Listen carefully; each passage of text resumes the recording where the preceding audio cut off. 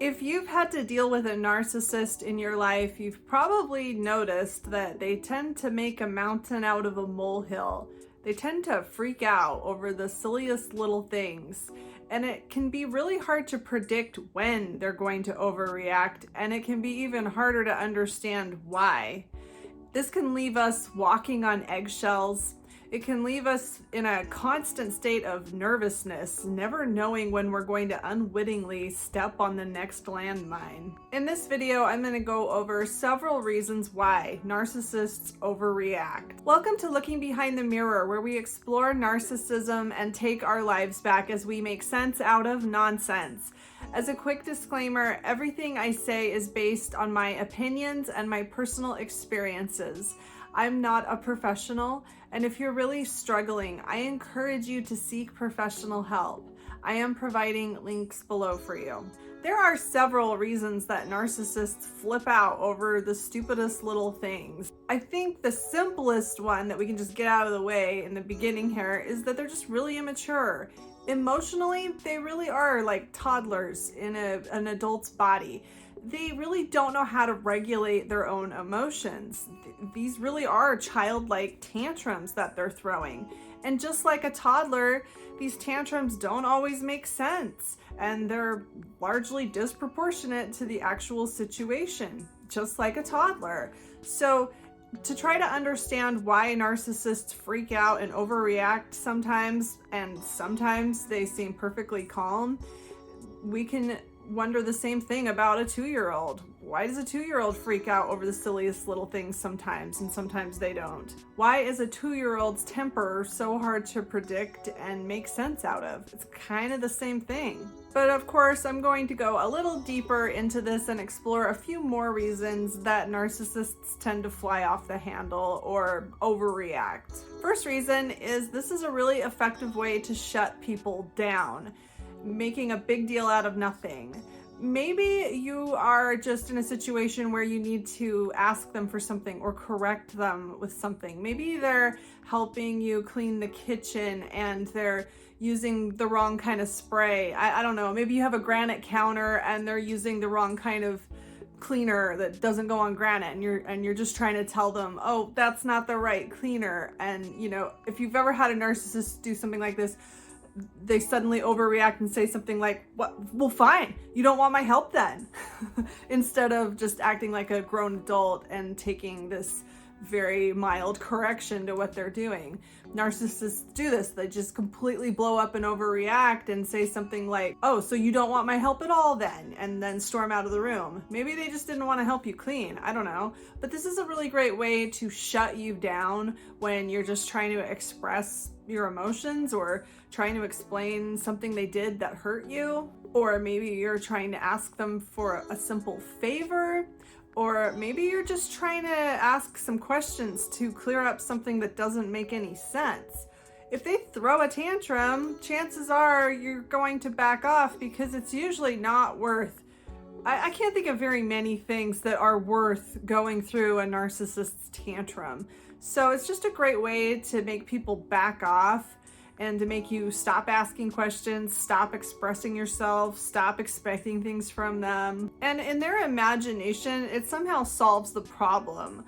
Like, if you're trying to tell them that a certain thing they're doing is hurting your feelings or making you feel bad in some way, if they just overreact and act all hurt and criticize you and make themselves into an innocent victim and start crying and throw a great big tantrum, somehow in their imagination this solves the problem, because they can't even conceive of the idea that you actually do have feelings. So they can't conceive of the idea that in whatever way you were hurt before, you're still hurt. This thing they're doing is still bothering you. Now, if they can just get you to shut up and back off and quit trying to ask them for anything, then in their mind, they've solved the problem.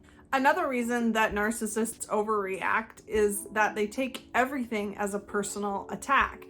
And this is because they take everything personally And this is because they think the universe revolves around them. Because they think the universe revolves around them, they also think that you can read their mind because you're just an extension of their world. You're just a prop in their play, in this story about them. So of course you can read their mind. You only exist because of them. And if you can read their mind, then you must know when you're doing things that annoy them. And if you know when you're doing things that annoy them, then you must be annoying them on purpose. So you could be doing something really simple and innocent. Maybe you're just tapping a pencil, or maybe you're playing a song on the radio that they happen not to like, and you don't even know they don't like it. And then they just suddenly flip out and act like you've committed the greatest crime ever known to man. And it's because maybe they were annoyed by that song. You had no idea, but in their fantasy world, you absolutely knew that they didn't like that song, and you were playing it on purpose to annoy them because the whole universe exists for them and because of them.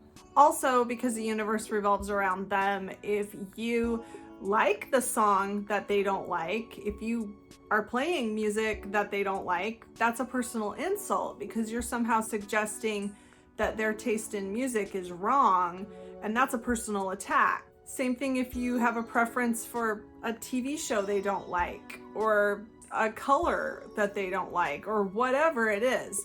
If your preferences are different from theirs, that's a personal insult. Because they think that they are the center of the universe, in their imagination, everyone around them is always thinking about them. Everyone around them is always focused on them. So anything anyone ever does within the narcissist's vision or awareness is always done because of the narcissist or with the narcissist in mind. So if anybody does anything, like maybe somebody leaves their clothes in the dryer and the narcissist comes along and needs to do their laundry, and they see that there's clothes in the dryer when they need to do their laundry. Well, in their world, this isn't because somebody just hasn't gotten around to getting their clothes out of the dryer yet. This is done because the narcissist wanted to do their laundry. And this person is purposefully inconveniencing the narcissist and being inconsiderate and disrespectful. And they mean to be disrespectful by leaving their clothes in the dryer when they know that the narcissist needed to come along and do their laundry. So this is how the narcissist looks at it. They will look at something like that as a personal attack because it's all about them. And this extends into almost an imaginary kind of telepathy. Like if they just swept the floor and you just tracked dirt in the house and you didn't realize you tracked dirt in the house. Well, maybe they're looking at that dirt on the floor and you have no idea. You don't know you tracked dirt in the house. You don't know that the narcissist just swept the floor. You need to be told this, and if you're told this, you'll gladly clean it up because you didn't even realize it. But in the narcissist's world, they're looking at the dirt on the floor and they're thinking about the fact that they just swept. And because they're thinking about that, and because they're seeing the dirt, they imagine that everyone else in the room is noticing the exact same thing. So they're imagining that this is like some kind of practical joke being played on them, or a huge sign of purposeful disrespect. And because you obviously are noticing the same things that they're noticing, and you're not saying anything about this dirt you tracked in, you must not even care. Another reason that narcissists overreact is that they are projecting. When you say something that offends a narcissist, but you absolutely did not mean to offend the narcissist, you were just saying something that any normal person might say in that circumstance, well, the narcissist, if they said that same thing, they would have meant to offend somebody.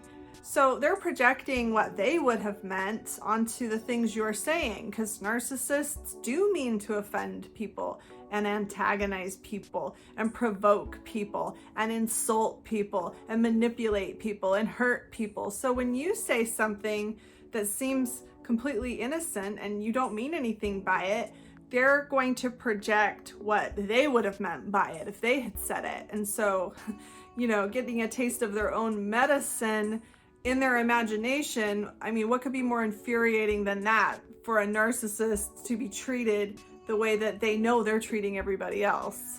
And with all of this being said, you might still wonder, Why do they flip out so much? I mean, sometimes they can get so angry that it's frightening, and it can be really puzzling.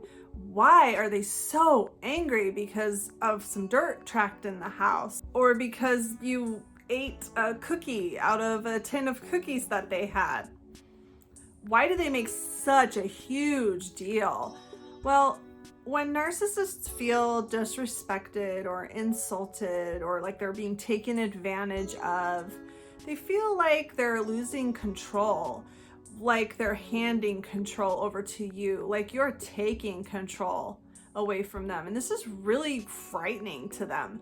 There's not much more important to a narcissist than keeping control of the narrative, keeping control of you, making sure that you stay in your place, that they keep the upper hand. And when they imagine that you're getting the better of them, it's not just an insult. It's not just kind of a little bruise to the ego. It's the end of the world. It feels life-threatening to them. Protecting their very, very fragile ego is really all they ever worry about. It's the whole purpose of their life. They spend every minute of every day trying to shore up their fragile ego, trying to protect it, trying to make sure that they're on the very top of the pile. Because if they don't have total, complete control of the narrative, total, complete control of you and everyone and everything, they feel like they could lose all control of anything, any moment. They're in a constant state of waiting for the other shoe to drop.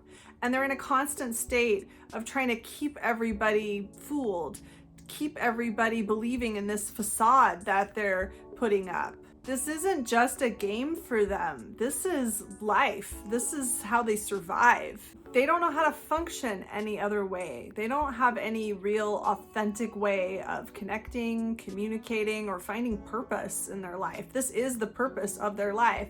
So when they feel any kind of threat to their power, their control, their authority, when they feel like you might be trying to take advantage of them or insult them, attack them, or get the better of them, there's really not much that could upset them more. If some nobody, some person that's just part of their world, some satellite that's orbiting around them, the center of the universe, does something like takes a cookie out of their cookie jar without asking them, takes a parking spot that they usually park in, or a parking spot they wanted, or hangs their coat up on the hook that they like to hang their coat up on, or asks them for a favor, or tries to correct them on something they're doing wrong, or plays a song they don't like. It feels like they're being erased. It feels like they're being supplanted.